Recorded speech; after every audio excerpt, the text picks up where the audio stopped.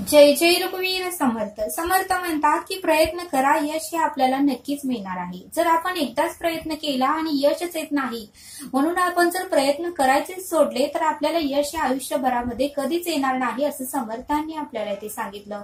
आणि म्हणूनच समर्थ म्हणतात की सातत्य ठेवा, प्रयत्न करा, तुम्हाला यश एक ना एक दिवस नक्कीच मिळणार आहे असं समर्थांनी आपल्याला ते सांगितलं.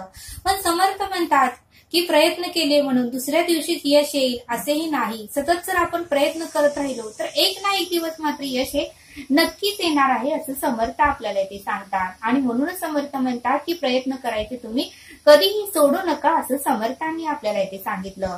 आणि ते समजावून सांगण्यासाठी समर्थ आपल्याला एक बोध सांगतात. समर्थ म्हणतात की एकदा एक शिष्य गौतम बुद्धांकडे आला आणि गौतम बुद्धांना म्हणाला, हे गुरुदेव, माझ्या शेतामध्ये माझी शेती भरपूर आहे आणि बोरचं पाणी शेताला पुरत नाही आणि मी विहीर खणण्याचा प्रयत्न माझा चालू आहे. विहीर खणण्याचा माझा विचार आहे आणि मी विहीर खणण्याचाही प्रयत्न केला, पण माझ्या विहिरीला मात्र पाणी आलं नाही. हे गुरुदेव, तुम्ही मला मार्गदर्शन करा, मला उत्तमाचा रस्ता दाखवा. मी काय करू, मी कसं वागू, मी काय करू दे की जेणेकरून माझ्या विहिरीला पाणी येईल आणि माझ्या पूर्ण शेतीला ते पाणी पुरेल. 12 महिने त्या शेतीला पाणी पुरेल आणि कधीही विहीर आटणार नाही असं काहीतरी तुम्ही उपाय सांगा असं गौतम बुद्धांना तो शिष्य म्हणू लागला.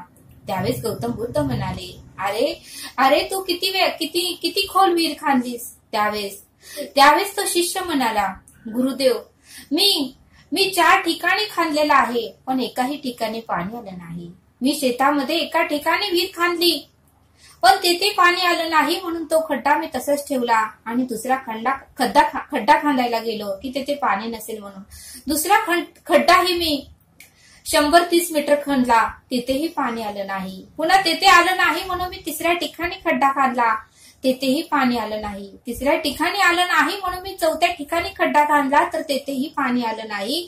मग मी काय करू? 4 ठिकाणी खड्डे खांदले, मी प्रयत्न करायचे सोडले नाही. एका खड्ड्याला पाणी आलं नाही म्हणून मी नाराज झालो नाही, मी दुःखी झालो नाही, मी प्रयत्न करायचे सोडले नाही, मी अर्धवट काम सोडलं नाही. मी लगेचच दुसरा खड्डा खांदायला चालू केला.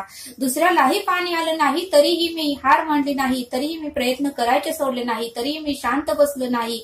तरीही माझी धडपडच होती की एक ना एक दिवस माझ्या विहिरीला पाणी लागेल, म्हणून मी तिसरा खड्डा खांदायला गेलो.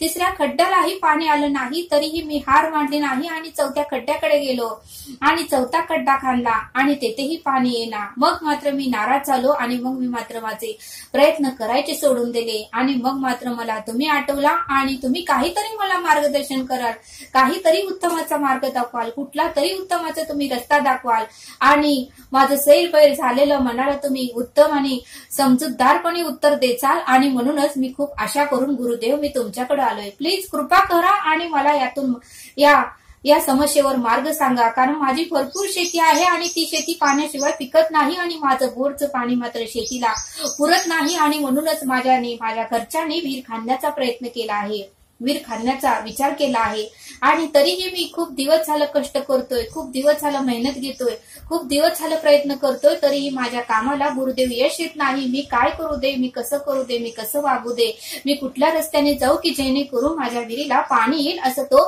गुरुदेवांना तो शिष्य म्हणू लागला. त्यावेळेस गौतम बुद्धांनी सर्व काही ऐकून घेतलं आणि म्हणाले, तू थोडा वेळ थांब, बस येते. गौतम बुद्धांनी त्याला पाणी आणून दिलं. तो पाणी पिला, थोडं शांत झाला. त्यावेळेस गौतम बुद्ध म्हणाले, अरे तू 4 ठिकाणी खांदलास, हेच तुझं चुकलं. तू जर एका ठिकाणीच खांदत राहिला असता तर तुला नक्कीच पाणी भेटलं असतं. तू 1 नाही, 2 नाही, 3 नाही, 4 ठिकाणी थोडे थोडे खड्डे खांदले तर मग तुझ्या विहिरीला पाणी हे तुझं आयुष्य जरी संपलं, तुझा मृत्यू जरी आला तरी तुझ्या विहिरीला मात्र पाणी कधीही येणार नाही. त्यावेळेस शिष्य म्हणाला, गुरुदेव मग मी काय करू? त्यावेळेस गौतम बुद्ध म्हणाले, 4 ठिकाणी खड्डा खांदण्यापेक्षा तू फक्त एकाच ठिकाणी भरपूर असा खड्डा खांद की जेणेकरून त्या 4 ठिकाणी खड्डा खांदायची मेहनत जर तू एकच खड्डा खांदण्यासाठी जर तू प्रयत्न केले असते, जर तू मेहनत घेतली असती, जर तू कष्ट केलं असतं तर त्या एकाच विहिरीला पाणी हे आवश्यक आलं असतं. तू फक्त खांदतोय पण पाणी लागणारच. थोडंसं खांदलं की पाणी हे लागणारच होतं, तितक्यातच तू हार मानत होतास आणि दुसरा खड्डा खांदायला जात होतास. हेच तुझं चुकलं. आता जर तुझ्या विहिरीला पाणी लागावं असं वाटत असेल तर तू जो पहिला खड्डा खांदला आहे तोच खड्डा परत तू खांद आणि भरपूर असा मोठा खांद, की जेणेकरून जोपर्यंत त्या विहिरीला झरे लागत नाही, जोपर्यंत त्या विहिरीला पाणी येत नाही, तोपर्यंत तो खड्डा तो खांदतच राहा. बघ तुझ्या विहिरीला नक्कीच पाणी येईल आणि बघ तुझ्या पूर्ण शेतीला ते पाणी पुरून उरेल आणि 12 महिने तुझी विहीर कधीही कोरडी राहणार नाही. हा माझा शब्द आहे, असं गौतम बुद्ध त्या शिष्याला म्हणाले. त्यावेळेस तो शिष्य खूप त्याला आनंद झाला आणि तो म्हणाला, खरंच तुम्ही उत्तमाचं मार्गदर्शन केलं आणि खरंच मला पटेल असं तुम्ही उत्तर सांगितलं आणि माझं खरंच चुकलं. मी फक्त एकच खड्डा खांदला आणि पाणी येत नाही म्हणून मी दुसरा खांदला, दुसऱ्यालाही येणार म्हणून मी तिसरा खांदला आणि तिसऱ्यालाही येणार म्हणून मी चौथा खांदला. खरंच माझं चुकलं. मी जर एकाच ठिकाणी जर प्रयत्न केले असते, सातत्य ठेवलं असतं, खड्डा खांदत राहिलो असतो तर मला पाणी हे आवश्यक लागलंच असतं. पण आता मात्र मी हार मानणार नाही, आता मात्र मी माघार घेणार नाही, आता मात्र माझी जिद्द मी सोडणार नाही, आता मात्र माझी चिकाटी मी सोडणार नाही. जोपर्यंत पाणी येत नाही तोपर्यंत मी हार मानणार नाही आणि ज्यावेळेस पाणी येईल त्यावेळेसच मी तुम्हाला सांगायला येईल. आणि मग मात्र शिष्य आनंदाने गेला आणि परत ज्या ठिकाणी त्यांनी पहिला खड्डा खांदला होता तेथेच त्याने प्रयत्न केले, परत खांदण्याचा प्रयत्न केला आणि खांदत राहिला आणि त्याच्या विहिरीला भरपूर असं पाणी आलं आणि मग त्याचा आनंद गगनात मावेना. आणि मग तो गुरुंकडे आला, गौतम बुद्धांकडे आला आणि त्यांना साक्षात दंडवत घातलं. खरंच गुरुदेव तुम्ही महान आहात, खरंच तुम्ही साक्षात परब्रह्म ईश्वराचेच रूप आहात, खरंच तुम्ही मला उत्तमाचा मार्ग दाखवला आणि खरंच तुम्ही मार्गदर्शन मला उत्तमाचं केलं आणि त्यामुळेच माझ्या शेतातल्या विहिरीला भरपूर असं पाणी आलं आणि माझ्या शेताला भरपूर असं पाणी मिळालं. तुमच्यामुळेच, तुमच्या मार्गदर्शनामुळेच हे सर्व काही शक्य झालं, असं तो शिष्य गुरुदेवांना म्हणाला. मग समर्थ म्हणतात की या बोधातून आपल्याला हेच पाहायला मिळतं, आपण एक काम करतो, त्या कामात यश येत नाही म्हणून ते काम आपण अर्धवट सोडतो, मग दुसऱ्या कामाकडे आपलं लक्ष जातं. दुसरेही काम यश येत नाही, किती जरी प्रयत्न केले तरी अपयश येतं, निराशाच येते, नैराश्य येतं, म्हणून ते काम सोडतो, तिसरं घेतो.